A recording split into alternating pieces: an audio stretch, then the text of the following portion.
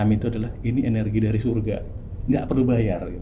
Tinggal taruh alatnya, taruh turbin, taruh panel gitu ya, dan energinya datang sendiri gitu.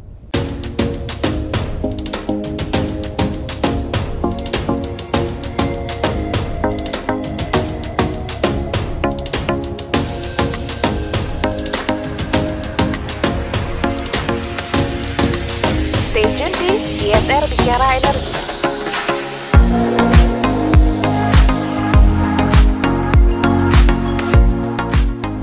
Halo Sobat Esensial, kembali lagi sama saya Immaculata Soraya dalam podcast Bicara Energi. Hari ini kita bakal ngobrol tentang ambisi Indonesia dalam merealisasikan 100% energi terbarukan. Nah, sebelum kita mulai, jangan lupa untuk like, comment, dan share video ini, dan juga subscribe ke YouTube ISR Indonesia. ISR tuh punya banyak loh episode lain bicara energi, dan juga event tentang transisi energi lainnya. Jadi, habis ini langsung nonton ya. Nah, kita ini Indonesia punya banyak banget potensi energi terbarukan.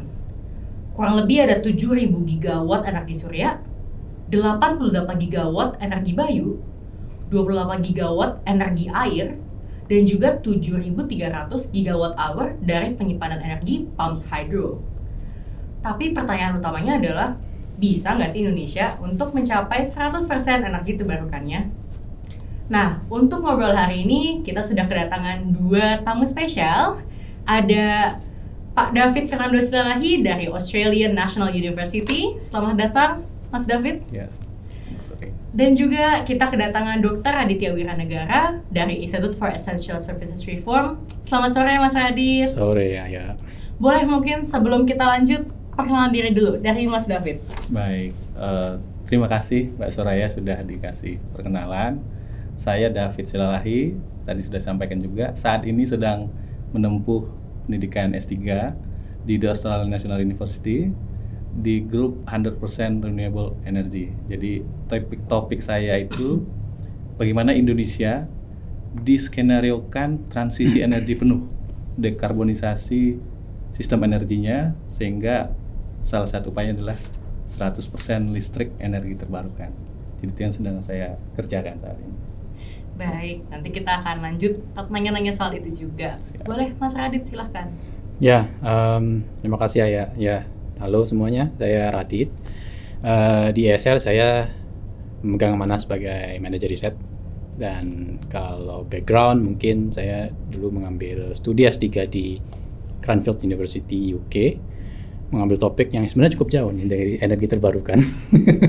Karena melihat bagaimana dampak dari pola operasi fleksibel pada pengoperasian sebuah pembangkit listrik turbin gas. Tapi konteksnya terkait dengan transisi energi, gitu, di mana nantinya akan banyak masuk sumber-sumber energi terbarukan bersifat intermittent, yang mungkin nanti akan kita bahas ya. Ada nih pertanyaan di soal intermittency, kita akan masuk ke sana ya. Kebetulan banget nih, Jakarta hari ini lagi cerah banget ya cuaca. Jarang banget loh. Dari kemarin minggu lalu tuh hujan deras setiap hari. Mau kantor selalu pakai jas hujan basah. Tapi Mas tahu nggak ada yang lebih cerah tapi bukan cuaca? Apa itu? Nah, yang lebih cerah tapi bukan cuaca itu Indonesia kalau pakai energi terbarukan. Oh, siap. Oke lah, agak garing ya tapi nggak apa-apa supaya lighten the mood. Oke, lanjut. Kita mau bahas dulu nih tentang paper yang ditulis sama Mas David ya. Kan studinya tentang 100% RE in Indonesia. Yeah. Dan di studinya aku udah baca sedikit pakai beberapa tipe energi terbarukan. Ada surya, ada panas bumi, ada hidro, dan juga off-river pump hydro energy storage. Sebenarnya RE100 itu nggak cuma studi kasusnya di Indonesia kan? Kenapa sih Indonesia jadi negara yang cukup menarik untuk dibahas? Iya, jadi grup kami di Canberra gitu ya, di Australian National University memang ini ya mengupayakan edukasi ke banyak negara-negara yang kami lihat penggunaan energi fosilnya masih tinggi, artinya emisi karbonnya juga tinggi. Padahal kita saat ini trennya kan bicara net zero emission. Jadi contohnya untuk Australia sendiri itu sebenarnya mirip dengan Indonesia. sama-sama pakai energi fosil itu lebih dari 60%. Kalau di Indonesia kira-kira 87% ya untuk tahun lalu gitu. Di Australia sekarang mereka sudah berhasil naik ke angka kira-kira 40%, 42% tepatnya. Nah, itu dilakukan pada situasi yang mirip-mirip dengan Indonesia. Jadi kita berhipotesa bahwa bisa dong Indonesia gitu ya. Kan Indonesia nggak kalah lah dari Australia. Kita bisa meniru cara mereka juga gitu ya.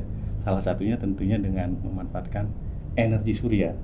Gitu ya. Jadi itu yang sangat menarik karena Indonesia memang punya banyak sumber-sumber, misalnya panas bumi, air gitu ya, arus laut, angin dan seterusnya. Tapi ketika dihitung itu pun nggak cukup. Katakan kita ingin jadi negara maju gitu ya. Konsumsi saat ini 1000 kWh per orang atau 1 megawatt hour. Inginnya kita paling tidak kita sama seperti Singapura 2050 nanti. Artinya konsumsi kita akan naik kira-kira 9-10 kali lipat. Nah, itu per kapita? Yes, per orang. Berarti sekitar 10.000. 10 kali lipat dari konsumsi tahun inilah gitu ya. Oh, banyak juga ya. Ya, jadi kalau menggunakan panas bumi, angin, itu kira-kira hanya bisa 1000 TWh. Oke. Artinya cuman kita bisa memasak itu untuk 3 kali konsumsi saat ini. Kalau kita mau sama seperti Singapura, dari mana kekurangannya kan gitu. Jadi itulah on top dari non energi surya tadi, pakailah energi surya yang potensi kita sangat besar. Itu yang ini menarik di Indonesia. Oke, berarti Australia itu tadi udah 40% dan dominannya pakai energi surya juga. Yes, energi surya dan angin ya. Oh, energi surya dan angin. Kira-kira energi suryanya itu dia pakai PLTS atap kah atau dia pakai PLTS yang di ground mounted? Nah, ini pertanyaan menarik ya. Kalau kita misalnya, mungkin Mas Radit ingat gitu ya, ketika mau landing ke Sydney atau Canberra, kita akan melihat atap-atap rumah itu banyak sekali panel surya.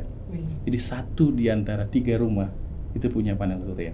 Kira-kira average seperti itu. Jadi di sana siapapun boleh connect ke grid atau ke jaringan PLN-nya sana. Tidak mungkin seperti di kita ya, agak banyak prosesnya. Dan itu membuat hampir 3 juta rumah di Australia sudah punya panel surya.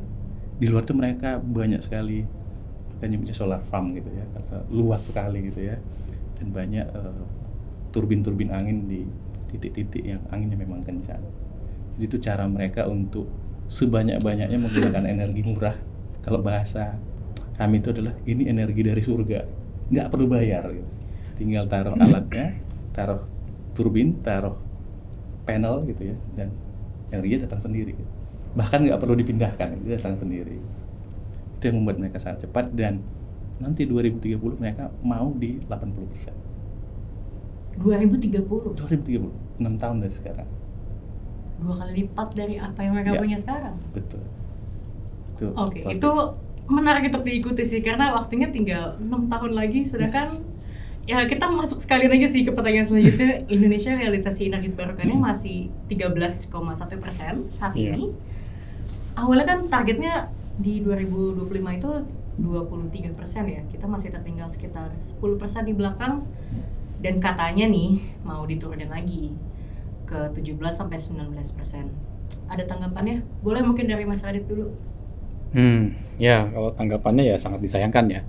Target yang sudah disusun jauh-jauh hari di angka 33% tahun 2025 pada akhirnya turun jadi 17-19% karena semata-mata ya stakeholders atau pemangku kebijakan melihat wah tidak mungkin ini sudah setahun lagi kan, karena udah tahun 2024 bauran masih di angka 13%, mengejar sampai ke 23% dalam waktu 1 tahun itu sepertinya angka yang mustahil. Padahal kan kalau kita familiar dengan ungkapan shoot for the stars itu kan ya target ya tetap harus tinggi gitu. Walaupun pada akhirnya tidak tercapai, paling tidak itu tetap jadi acuan utama untuk dikejar. Nah kalau kita ngelihat apa penyebabnya yang menyebabkan bauran ini kok kita sepertinya kok stagnan saja di angka belasan persen, tidak bisa shoot off sampai melebihi yang ada di sekarang. Mungkin salah satu yang kami lihat di ESR itu adalah adanya level of playing field yang tidak sama antara pembangkit yang berbasis energi terbarukan dengan pembangkit fosil. Kita tahu pembangkit fosil dalam hal ini batu bara, itu kan harga bahan bakarnya itu diberikan harga spesial gitu istilahnya oleh pemerintah gitu kan. Jadi mereka hanya dikasih harga tertinggi itu di angka $70 per ton gitu untuk kualitas batu bara, kalau nggak salah 6.000-an kilokalori per kilogram. Sedangkan untuk pembangkit ET ya sudah sepertinya kayak menyesuaikan saja dengan kondisi yang ada gitu, tidak diberikan perlakuan yang sama gitu. Akhirnya ya mau tidak mau konsekuensinya adalah biaya pokok produksi listriknya dari pembangkit fosil ya secara tidak langsung akan lebih rendah daripada pembangkit energi terbarukan gitu.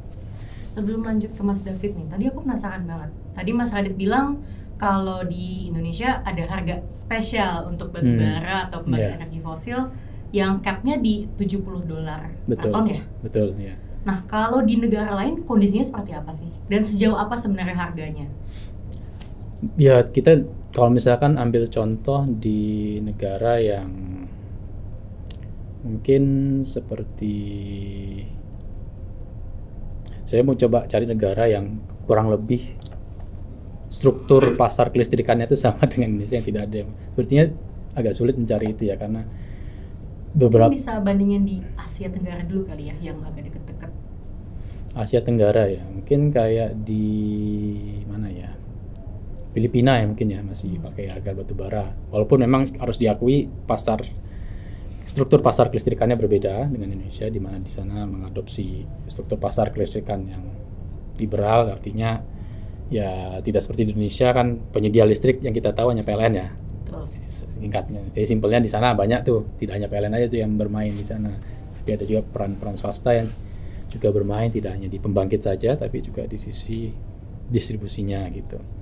Nah, kalau di sana saya pikir harga batu baranya itu dilepas ke harga pasar gitu ya. Jadi mengikuti pergerakan dari harga pasar batu bara dunia gitu. Dan itu secara konsekuensinya adalah ya membuat harga biaya pokok produksi dari pembangkit listrik tenaga uap yang berbasis batu bara menjadi lebih mahal gitu dibandingkan dengan yang energi terbarukan. Jadi gitu sih. Berarti emang ngikutin pemainnya ini ya, kayak kalau misalnya lagi mahal ya mahal, kalau lagi murah ya memang akan jadi murah. Iya. Dan ingat nggak ada satu kejadian tahun 2022, di awal tahun 2022 di mana harga batu bara dunia itu sedang tinggi-tingginya itu mencapai $300. Akhirnya Indonesia merasakan dampaknya kan. Jadi karena harga batu bara dipatok di $70, sedangkan di luar harganya sampai 300, produsen batu bara lebih memilih untuk ya udah ekspor aja, nanti keluar. Saya masih cuan walaupun harus bayar sanksi juga ke Indonesia gitu kan. Jadi akhirnya sempat ada satu waktu di mana di sana stok batu bara itu hanya bisa cukup untuk 10 hari. Jadi 10 hari. Itu juga mengindikasikan yaitu volatilitas itu ya, maksudnya harga bahan bakar fosil gitu yang ikuti pergerakan pasar gitu. Oke, itu cukup apa ya? Ya cukup mengerikan juga ya untuk masa depan, apalagi kan banyak yang sudah kita dengar negara-negara dunia, negara-negara maju sudah mau beralih dari batu bara, sehingga ya kalau pasokannya makin sedikit pasti harganya akan semakin tinggi dan semakin tinggi. Dan dengan kondisi disubsidi sekarang ya mungkin Indonesia harus mulai cari exit strategi juga kali ya. Oke, kita lanjut dulu ke Mas David. Boleh Mas tanggapannya akan yang tadi realisasi? Iya, jadi memang ini ya, realisasi itu terlihat stagnan gitu ya. Nggak jauh-jauh dari 10, 11, 12, 13 gitu ya. Dan itu terjadi mungkin 5 tahun belakangan. Mungkin kita bisa melihat ini sebetulnya. Banyak sekali aturan gitu ya, tetapi tidak terlaksana gitu ya. Dan ada aturan-aturan yang belum dilaksanakan sudah diganti. Misalnya untuk memulai transisi itu kan ini ya, kita sering mendengar kata-kata bijak lah gitu ya. Kalau kamu ingin mengubah dunia, mulai dari dirimu gitu kan. Lalu ini analog atau relevan dengan konteks panel surya. Ketika saya mau memulai transisi energi, pasang atap ini ya, panel surya di atap, aturannya sudah berubah. Kok dipersulit misalnya itu banyak pendapat masyarakat, sehingga peluang untuk menuju 25% tadi itu menjadi terhambat karena padahal itu sebenarnya cara yang paling mudah. Kenapa mudah? Pertama adalah gini, PLN atau penyedia energi lah gitu, atau pemerintah tidak perlu keluar uang. Kalau kita punya atau pingin punya panel surya, kita sediakan uang sendiri. Artinya uang masyarakat, bukan uang pemerintah, bukan uang pinjaman. Dan semuanya rasanya ingin punya. Dan kalau kita lihat struktur pelanggan PLN gitu ya, itu kan dominan atau sudah banyak yang 2200 watt ke atas gitu ya. Artinya mereka sebenarnya punya kemampuan. Dan yang perlu dicatat adalah kan panel surya itu tidak memproduksi 100% listrik yang digunakan di rumah. Betul. Ada jam-jam tertentu kita tetap beli dari PLN gitu ya. Paling kita bisa punya listrik dari panel surya itu antara jam 9 ke jam 3 sore paling maksimal. Selebihnya kita harus beli juga dari PLN. Jadi kalau saya hitung-hitung secara gampang gitu ya, paling 30% energi yang dari panel surya itu mencukupi kebutuhan listrik di rumah gitu ya. Misalnya anggap tadi 1000 kWh rata-rata konsumsi kita, maka kira-kira cuma 300 lah. Artinya mestinya penyedia listrik seperti PLN nggak perlu keberatan di situ sebetulnya. Dan dia nggak perlu keluar uang loh. Kalau dia misalnya ngirim listrik dari PLTU yang jauh di Suralaya, itu kan banyak losisnya sebelum sampai ke rumah. Lah, kalau panel surya sudah ada di atap rumah, losisnya sangat minim. Di situ dibangkitkan, di situ digunakan juga. Nggak perlu ada transmisi, nggak perlu ada jaringan distribusi gitu ya. Jadi itu salah satu yang bisa kita lihat secara real. Sebetulnya itu peluang yang besar dan bisa karena banyak masyarakatnya dan ada uang masyarakat. Kenapa kita nggak gerakkan itu? Kalau memang mau menuju 23% di 2025 dengan target yang sama, mulailah dari situ. Buka seluas-luasnya, buka marketnya sehingga demand atau kebutuhan atau panel surya dijual di market itu semakin banyak. Artinya ada produksi kan membuka lapangan kerja juga, green job gitu ya. Lalu akan banyak sekali instalatir, akan banyak sekali tenaga-tenaga terampil yang disertifikasi gitu. Itu kan bentuk-bentuk ini ya, job creation gitu ya. Itu yang selain transisinya pun kita membuka lapangan kerja. Jadi kita mungkin ke depan pikirkan solusinya gitu ya, ketimbang membicarakan masalahnya. Misalnya oke lah, kalau dikirim ke PLN dari PLTS atap tadi misalnya free gitu ya, ya sudah berikan subsidi baterai misalnya, supaya orang nyimpan aja di rumahnya. Oke. Iya kan? Itu salah satu contoh lah. Nah, itu kira-kira.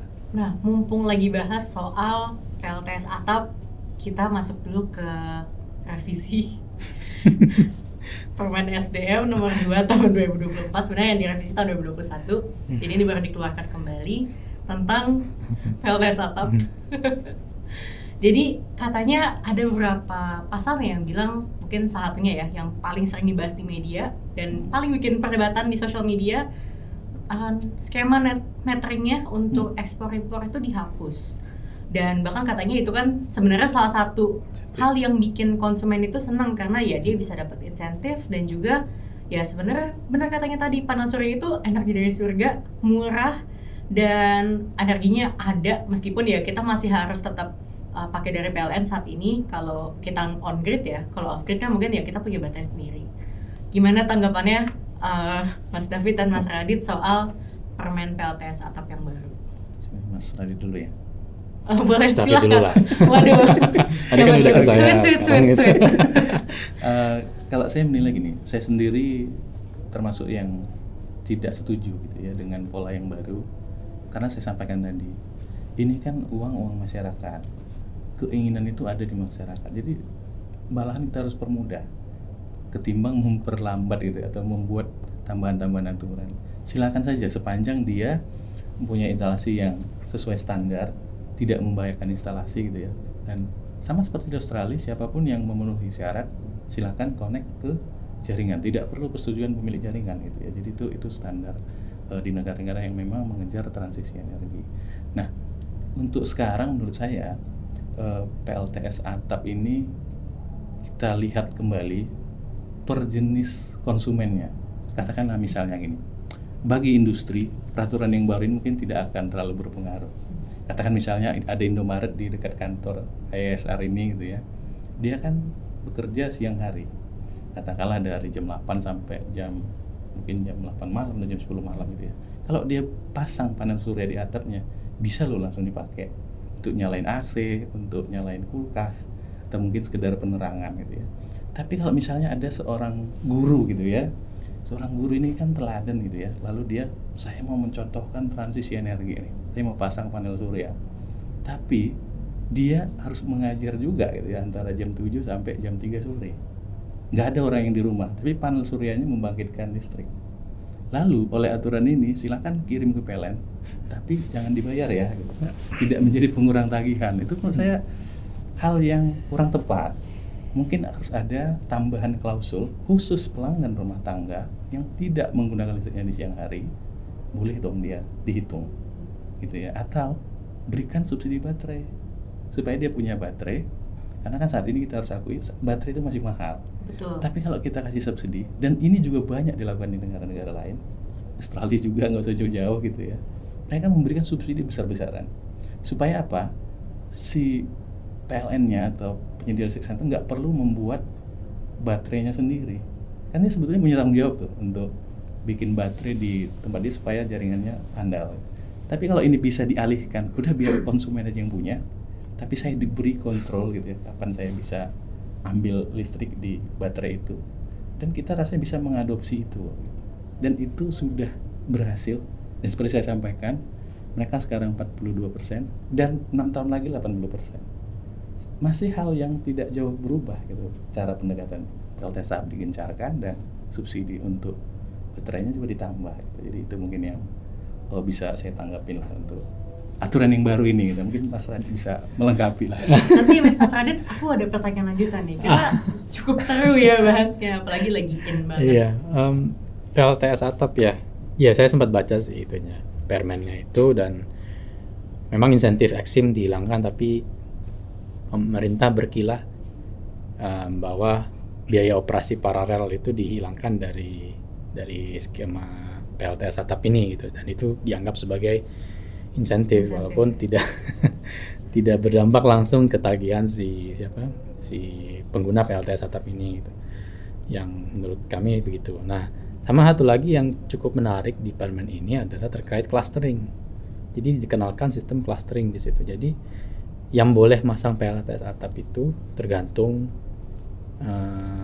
unit pemegang IUPTLU, dalam ini PLN lah ya, yang di wilayah itu. Jadi klasternya itu berdasarkan unit-unit itu gitu. Dan kalau misalkan di unit itu sudah habis kuotanya, ya harus menunggu dalam jangka waktu tertentu gitu. Jadi tidak bisa langsung masang gitu. Jadi dan yang menentukan apakah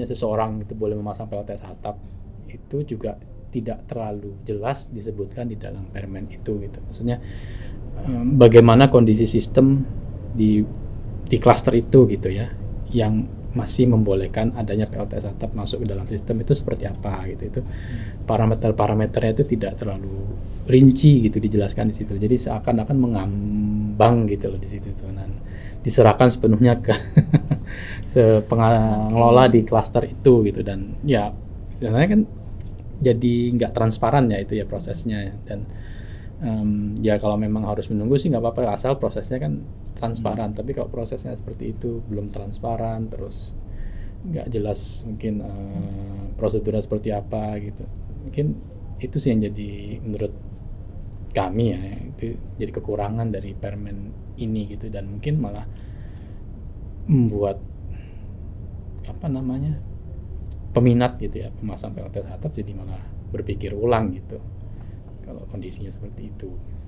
Nah, balik lagi nih, banyak klaim dari PLN kalau misalnya net metering itu dihilangin supaya pasang panel surya itu nggak memberatkan APBN.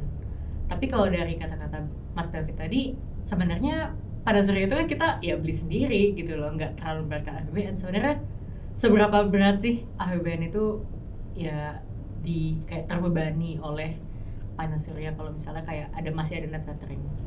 Iya, jadi ini menarik ya pernyataan ini. Jadi memang PLN itu kan ada kewajiban menjaga kehandalan pasokan, dalam arti ketika PLTS atap itu tidak berproduksi, mungkin ada awan lagi banyak gitu ya, atau hari hujan. Nah itu kan si konsumen tetap maunya di detik itu juga harus dapat listrik gitu ya. Nah untuk itu kan harus ada semacam ini ya, cadangan lah gitu ya, baik cadangan yang sewaktu-waktu bisa menyuplai pelanggan. Nah itu sebetulnya menambah biaya PLN iya. Nah kalau konteksnya ke APBN, semua biaya PLN kan sebetulnya masuk ke komponen tarif, masuk ke tagihan listrik. Nah ada pelanggan yang sudah tidak disubsidi, dan itu yang pelanggan kaya umumnya gitu ya. Tapi ada juga masyarakat yang golongan miskin, mungkin 450 watt, beberapa 900 watt juga itu ya. Itu kan bayarnya cuman kira-kira Rp500 per kWh. Padahal BP tadi termasuk katakanlah ada PLTS atap tadi mungkin kira-kira 1.500. Jadi pemerintah harus mengganti yang Rp1.000-nya dalam bentuk subsidi. Sebetulnya itu yang dimaksud kaitannya ke APBN. Jadi ada mungkin sebagian kecil lah gitu ya yang menambah komponen subsidi ini, dan itu sebetulnya nggak terlalu besar dibandingkan manfaatnya tadi, bahwa PLTS atap itu pendanaannya dari masyarakat, semua risikonya pun di masyarakat sendiri gitu. Tidak ada risiko di PLN sebetulnya gitu ya. Kalau panelnya rusak ya pelanggan yang harus mengganti sendiri gitu ya. PLN nggak perlu bayar gitu kan, PLN hanya menggunakan saja kelebihan listrik dari panel surya di jam-jam masyarakat tidak membutuhkan gitu. Jadi kalau konteksnya sekarang itu dianggap tidak menjadi pengurang tagihan, itulah yang menjadi komplain lah gitu ya. Karena tujuan utama PLTS atap itu dari sudut pandang katakanlah ibu-ibu gitu ya, adalah gimana menekan belanja kan gitu ya. Tagihan listrik salah satunya, kalau bisa kurang 50% atau minimal 30% lah gitu. Jadi itu yang tidak lagi didapatkan dengan aturan saat ini, itu yang mungkin akan membuat kurang menarik gitu ya. Nah, mungkin itu. Oke. Karena kita sebenarnya lagi ngomongin tentang bagaimana Indonesia bisa mencapai 100% energi terbarukan. Kalau dari cerita Mas David sendiri, Australia itu udah mau masuk 80% bahkan ya di tahun 2030. Dan Indonesia kan target net zero emission-nya meskipun tidak RE100 di tahun 2060. Kalau misalnya kita mau mencapai net zero emission dengan RE100, itu peta jalannya seperti apa sih? Iya, jadi ini menarik nih pertanyaannya ya.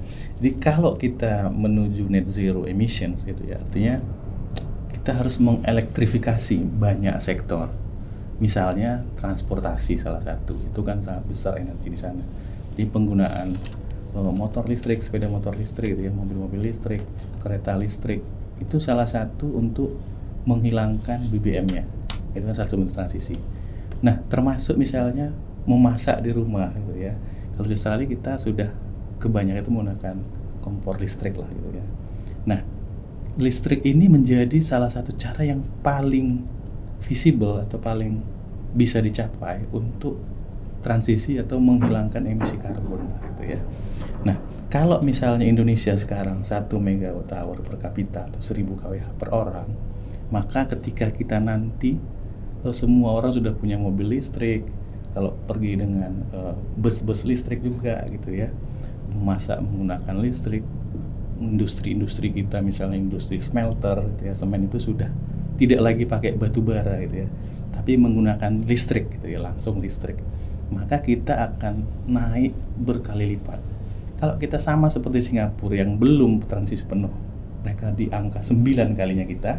Nah, kalau kita nanti pada situasi transisi tadi sepenuhnya net zero, maka paling tidak kita 3 kali lipat atau minimal 2 kali lipat. Artinya kita akan sampai di level 20.000 kWh per orang. Saya sendiri menganalogikan ini, di Australia, saya tinggal di Australia 4 tahun terakhir, saya memang memakai listrik itu kira-kira 10.000 kWh per tahun. Untuk kehidupan sehari-hari, memasak dengan listrik, menggunakan mandi air panas gitu ya, heaternya gitu, musim dingin gitu. Jadi kurang lebih saya bayang kalau saya balik ke Indonesia dengan cara penggunaan listrik yang sama pun ya kira-kira segitu. Berarti Indonesia akan mirip angkanya gitu. Nah, tapi itu mereka belum beralih ke kendaraan listrik. Kalau nanti beralih, mereka pun akan nambah lagi gitu. Jadi kira-kira itu. Jadi kita punya potensi menuju ke sana, entah kita naik 3 kali lipat, 6 kali lipat, atau 10 kali lipat, potensi kita cukup. Dan potensi itu adalah energi surya yang harganya sudah murah dan akan terus semakin murah. Tidak ada energi lain yang lebih murah dari energi surya. Itu jadi transisi Indonesia ke depan itu tumpuannya di energi surya, dan pastinya harus didukung oleh penyimpan energi atau energi storage. Dalam hal ini pump storage. Nah, oke, maaf. Energi storage atau penyimpanan energi gitu ya, sangat esensial untuk mendukung energi terbarukan sebenarnya. Tapi biasanya kan isu yang dikaitin itu selalu soal intermittency kan. Kalau misalnya kayak intermittency dari panel surya misalnya, atau misalnya dari wind turbine, akan selalu menggunakan ya entah itu baterai, entah itu yang tadi pump hydro energy storage, betul ya. Nah, seberapa signifikan sebenarnya penggunaan pump hydro energy storage di Indonesia untuk mendorong penetrasi energi terbarukan? Ketika kita berbicara intermitensi, kita jangan berbicara di satu titik aja gitu. Misalnya nanti gimana kalau misalkan PLTS-nya ketutupan awan? Tapi awan kan tidak hanya di satu titik itu aja. Mungkin di tempat lain yang ada PLTS-nya tidak tertutup oleh awan gitu. Dan secara sistem, walaupun itu tertutup, ada satu PLTS yang tertutup oleh awan, tapi di PLTS tempat lain tidak. Dan juga sebenarnya kan tidak hanya ada PLTS saja, tapi ada pembangkit-pembangkit lainnya juga gitu. Misalnya energi terbarukan ataupun yang masih fosil gitu kan. Jadi sebenarnya intermittency ini bukan hal yang perlu kita jadikan halangan untuk mengadopsi energi terbarukan yang memang bersifat variabel atau yang kayak surya dan angin itu gitu. Dan juga jangan lupa kita juga ada tadi yang pump hydro energy storage, penyimpanan energi yang bisa membantu memberikan keandalan pada sistem. Jadi misal ada surplus produksi listrik dalam sistem, surplusnya bisa disimpan dulu untuk nantinya dikeluarkan pada saat memang dibutuhkan oleh sistem tersebut gitu. Dan ya tidak hanya pump hydro energy storage, juga ada bentuk-bentuk energi yang lain, mungkin baterai gitu ya, yang bisa digunakan juga gitu. Jadi sebenarnya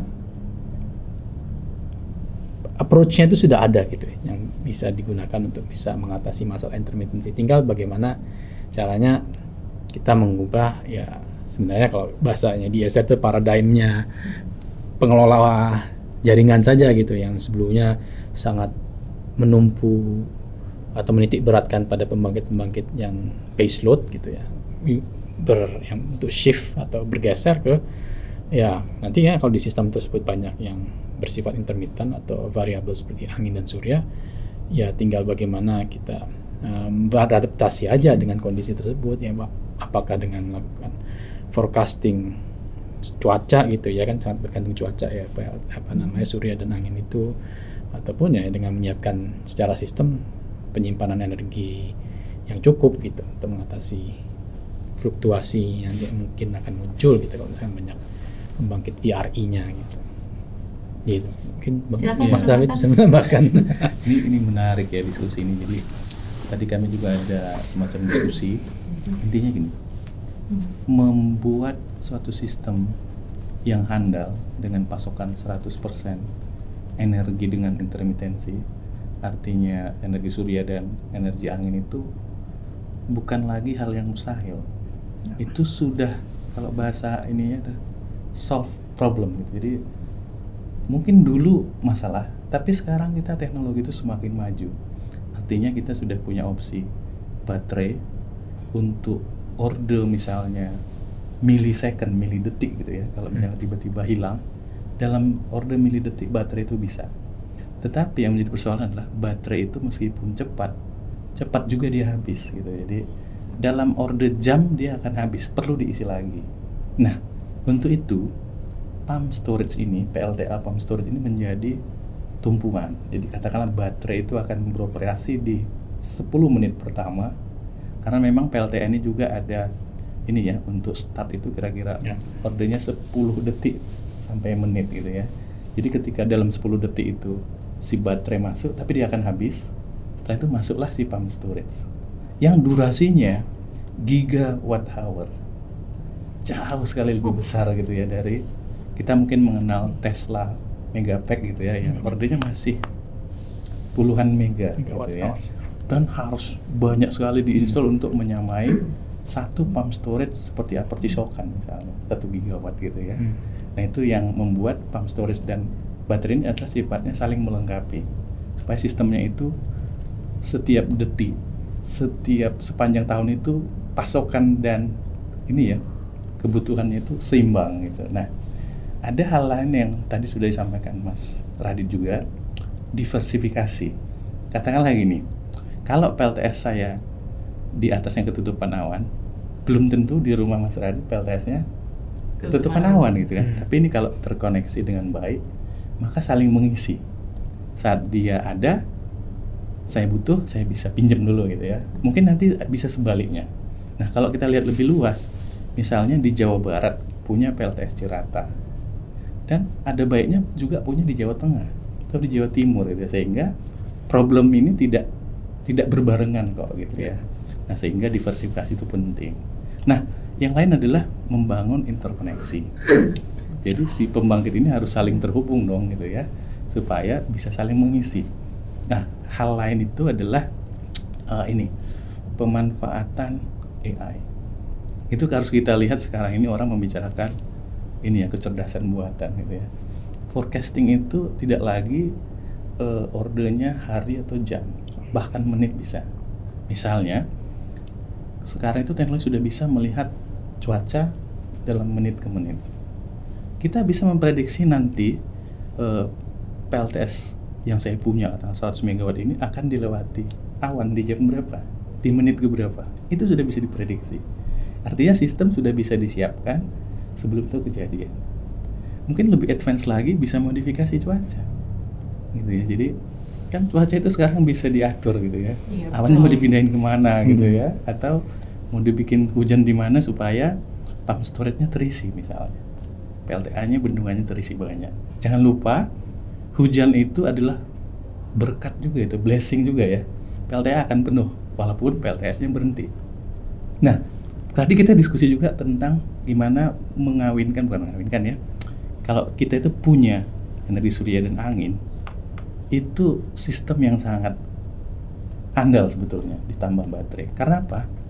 Bayangkan ketika matahari tidak bersinar, misalnya sekarang ini menjelang malam, angin mulai ada.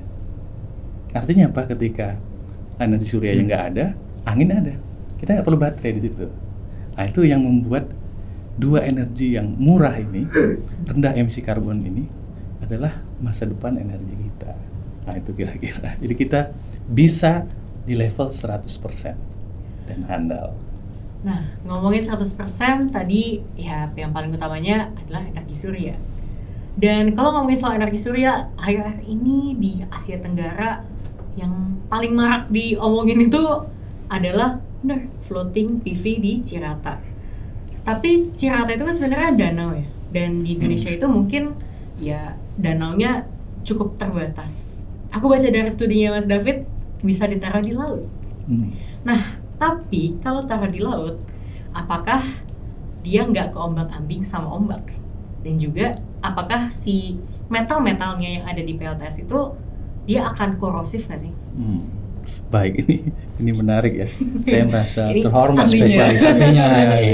Memang kita tahun lalu membuat peta dunia gitu ya untuk potensi offshore ini ya, PLTS terapung di laut gitu ya. Ini salah satu solusi kalau ada orang men-challenge sulit menemukan lahan untuk menaruh panel. Betul. Ya sudah, kita pergi ke danau, pergi ke waduk-waduk. Pun masih kurang, kita pergi ke laut kan kira-kira gitu. Tapi untuk dalam waktu katakanlah 10 tahun ke depan, mungkin kita akan lebih berfokus ke PLTS seperti Cirata, terapung di Danau Toba, atau di Danau Maninjau gitu ya, atau di Danau Sentani di Papua gitu ya. Atau banyak waduk-waduk yang sebetulnya dia waduk untuk PLTA, persis seperti Cirata, pun masih bisa dimaksimalkan. Itu saja sudah besar. Kalau masih kurang, kita gunakan laut kita yang satu-satunya di dunia itu yang potensi terbaik. Kenapa? Saya mengingat ini. Kalau kita waktu kecil itu kan kita sering bilang nenek moyangku seorang pelaut, pelaut, tangguh gitu ya. Lalu sekarang saya melihat dari sisi akademik, kenapa nenek moyang kita itu tangguh? Ternyata laut kita tenang. Jadi tidak ada badai topan seperti di Filipina, di Jepang, di Korea gitu ya, atau di Australia juga gitu ya. Itu yang membuat laut kita itu adalah potensi paling aman menaruh panel surya. Itu salah satu. Dan kami analisa itu 40 tahun data, 1980 sampai 2020. Kita lihat tiap jam. Ternyata ombak kita itu nggak lebih dari 6 meter dan itu masih aman. Kecepatan anginnya pun masih ini ya, bilang landai lah gitu ya. Kenapa? Itu terkonfirmasi dari Indonesia nggak punya potensi angin yang besar. Kalau kita lihat peta itu sedikit sekali kita bisa naruh kincir angin gitu ya. Betul. Itu salah satu yang mengkonfirmasi perairan laut Indonesia itu sebagian besar itu bisa dipasangi terapung. Waktu itu kita diskusi juga dengan Ocean Sun gitu ya. Mereka aja di lautnya Mediterranean berani. Padahal mereka di ombaknya tinggi, kecepatan anginnya besar, mereka menaruh panel. Artinya apa? Untuk membuat sistem yang kuat itu dia harus punya namanya defense engineering. Jadi dia harus membuat proteksi di sekeliling panelnya supaya tidak dihantam ombak gitu ya. Nah untuk di Indonesia kita nggak perlu defense engineering itu. Taruh saja panelnya, itu dijamin aman. Ya. Karena memang anginnya Betul. sekeras itu ya. Tapi kalau memang anginnya atau ada badai di sana, salah satu contoh itu di Waduk Yamakura di Jepang. Mereka punya PLTS terapung seperti di Cerata, tapi mereka lupa mengakses bahwa itu jalur badai. Sehingga ada kejadian di 2019 itunya dibalikkan gitu ya karena anginnya kencang dan short circuit terbakar. Nah, itu nggak akan terjadi di Indonesia. Gitu. Jadi kalau orang bilang PLTS terapung, kita besar sekali potensinya di air tawar ataupun di laut kita. Kalau bandingan itu kira-kira 1000 kali pembangkitannya PLN saat ini. Bagaimana kira-kira 300 sampai 350, 1000 kalinya bisa kita dapat hanya dari laut. Gitu. Nah, PLTS itu kan masih mengandung metal ya tadi. Iya. Itu akan korosif nggak sih? Itu menarik pertanyaannya ya. Pastilah karena semua material yang bersinggungan dengan garam ada korosi di sana. Tapi teknologi yang ada ini sudah mampu membuat semacam pelapis coatingnya gitu ya, sehingga bahkan nggak usah di laut lah. PLTS terapung seperti Cerata itu nggak akan ada korosi di situ. Nah, apalagi di laut. Nah, untuk itu mungkin komponen materialnya yang khusus sehingga memang dia akan sedikit lebih mahal. Tapi tidak lebih dari 20% dari panel surya di darat gitu kira-kira. Jadi bisa dibilang kalau dihitung-hitung itu tetap masih lebih murah ketimbang menggunakan pembangkit fosil.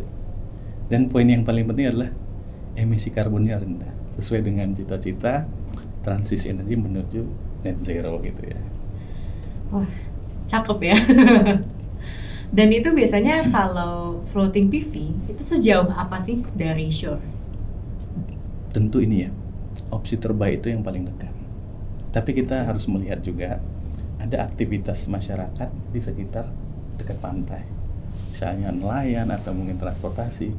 Sehingga harus dicari tempat-tempat yang dekat dengan pantai, tetapi ini ya, tidak banyak aktivitas yang katakanlah dia jangan sampai ditabrak oleh kapal gitu ya, atau menghambat aktivitas perikanan misalnya, itu yang kita pilih, dan itu sudah kami kecualikan dari penelitian kami itu sehingga ada perangkat yang 1000 kali lipat tadi.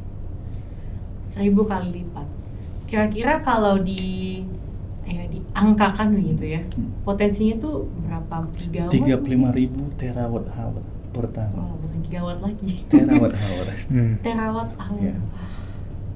Itu bisa mencukupi ya sebenarnya. Dan dunia itu kaget melihat hasil riset itu hanya 2 tempat, Indonesia dan West Africa, di sekitar Nigeria. Hanya 2 tempat itu, kita itu di posisi khatulistiwa yang badai tropis itu nggak nyampe ke kita. Jadi kalau dilihat petanya itu kosong gitu, ini kosong nih, nggak ada badainya. Di atas Laut Cina Selatan ada, Pasifik ada, sama seperti di West Africa. Oke, kita lanjut ke pertanyaan yang selalu muncul dari awal ada panel surya hingga saat ini. kalau selesai masa waktu pakai panel surya, limbahnya mau dikemanakan? Karena kan berarti istilahnya dia tidak 100% clean karena masih ada limbah dari si panelnya. Dan apakah sebenarnya si panel ini atau mungkin komponen-komponennya bisa di recycle gitu supaya menghindari dia tuh terlalu banyak limbah gitu. Ini pertanyaan menarik ya. Jadi seringkali ditanyakan gitu ya, nanti gimana manajemen limbahnya gitu ya. Saya tuh suka menanyakan gini, orang belum mati kok ditanya mau dikubur di mana ya, itu oke lah gitu ya, oke itu memang concern. Tapi lagi-lagi gini, kita kan baru mau memulai, artinya kita akan memulai dari PLTS atap contohnya, dan akan kita sadari dalam perjalanan normalnya itu kita harapkan di 25 tahun gitu ya. Jadi kita pasang hari ini, 25 tahun lagi baru dia menjadi limbah kan, kira-kira gitu.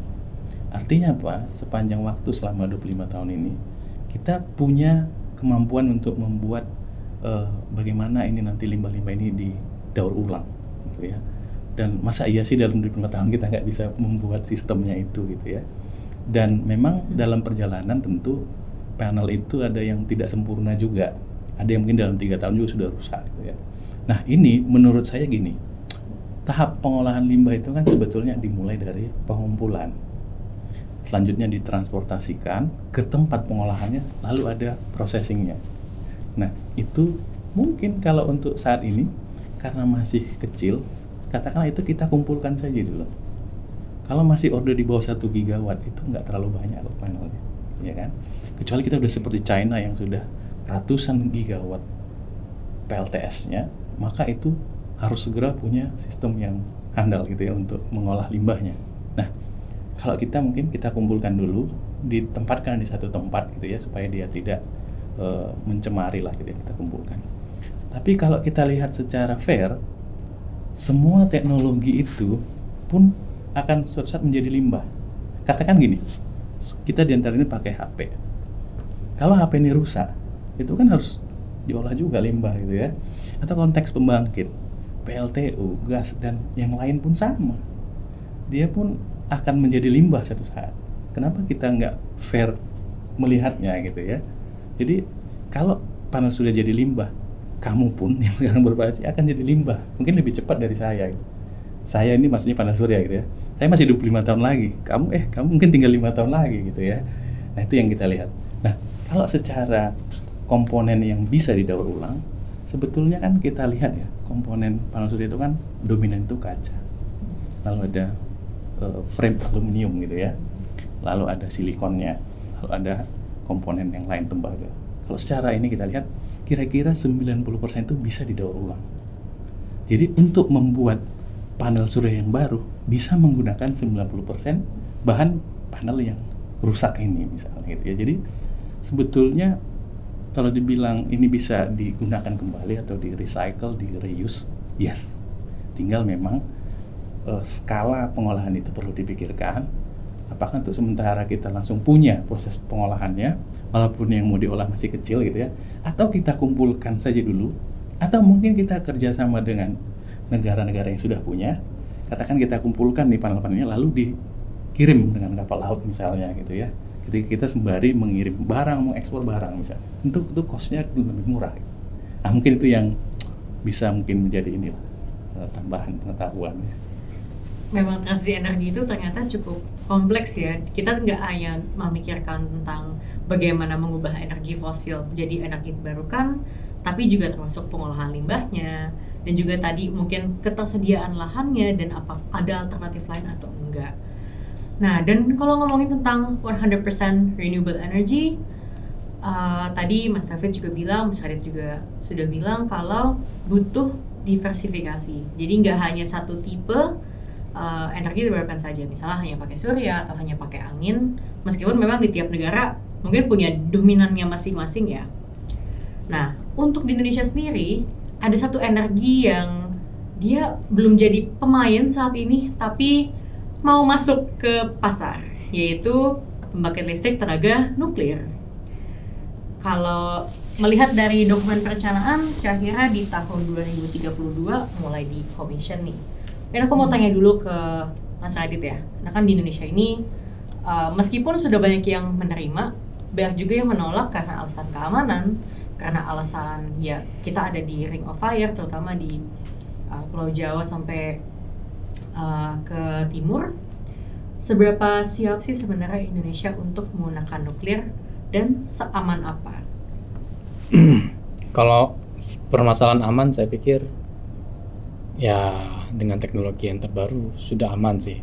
Sekarang tinggal permasalahannya adalah kalau kita berbicara nuklir kan itu teknologi yang benar-benar advance gitu ya. Dan kalau kita ada berbicara soal teknologi yang advance, kita harus mempertimbangkan kesiapan SDM gimana, cost-nya juga bagaimana gitu ya. Mungkin kita berbicara kesiapan SDM. Ya, Indonesia punya lah Batan sebagai badan yang memang mengurusi terkait dengan nuklir ini ya.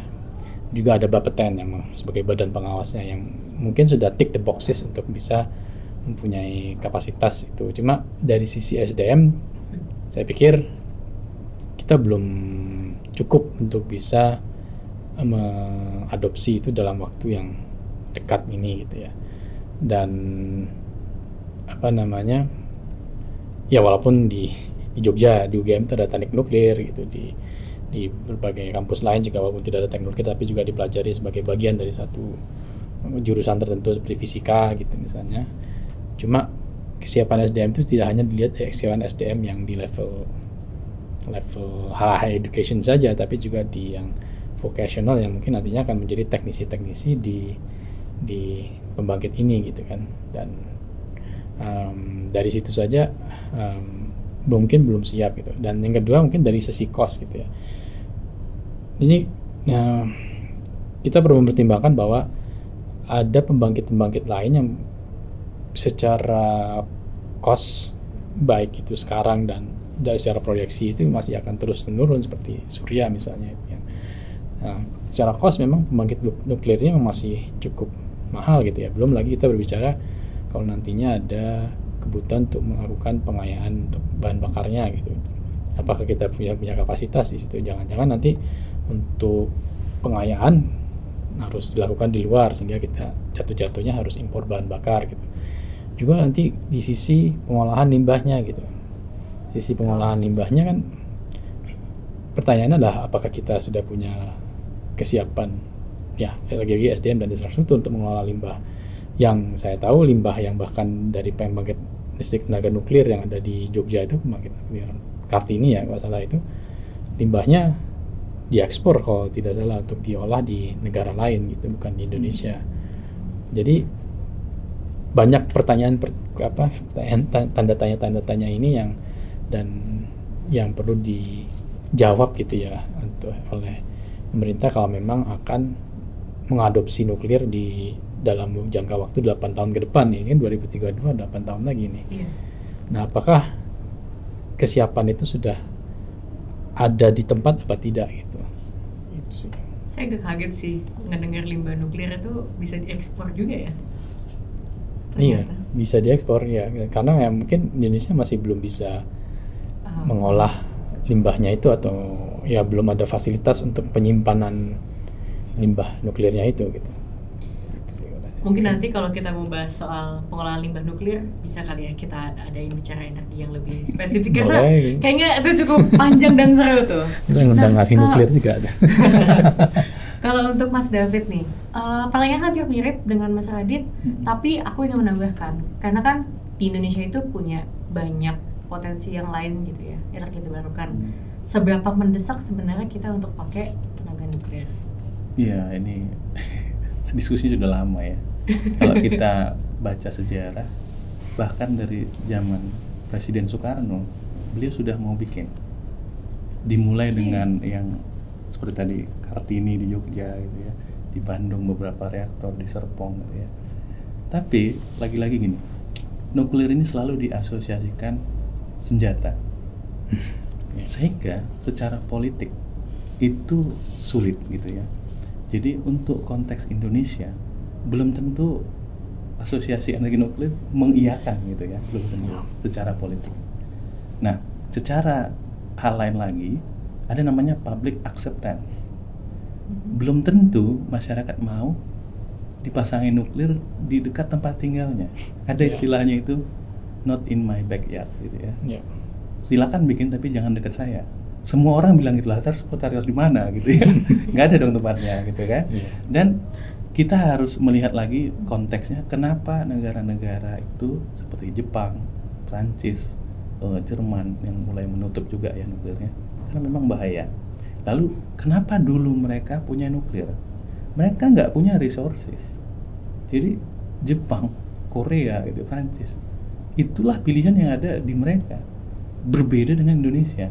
Kita tadi berdiskusi, kita punya potensi yang sangat besar gitu ya. Mau dia angin, mau surya, yang lain kita punya, dan baterainya pun ada dalam bentuk pump hydro. Jadi menurut saya silahkan saja berdiskusi nuklir, tapi saya tidak mempercayai itu akan terrealisasi 10 tahun ke depan gitu. Tapi silahkan ada diskusi-diskusi, tapi kalau istilah itu tidak ada atau tidak visible, kalau bahkan industrinya aja nggak ada di dalam negeri. Gitu loh ya kan, industrinya aja belum ada dalam negeri, terus kita expect dia menjadi solusi.